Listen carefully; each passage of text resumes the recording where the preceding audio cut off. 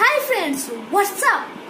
I think it's great. Today I come back with an interesting and little bit different type of Rubik's Cube, which name is yisheng Rubik's Cube. So, let's go to unbox the Rubik's Cube. Let's begin.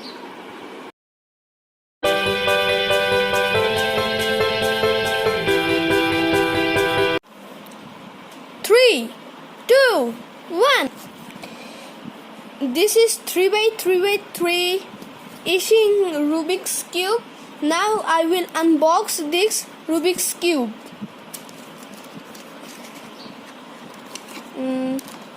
It has 6 colors such as yellow, red, white, orange, green and blue. It is rectangular in shape.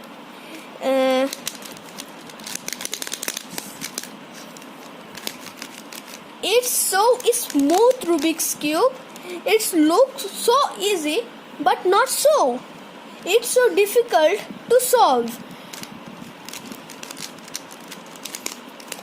And if you like this video, so please subscribe my channel, click the bell icon, like, comment and share.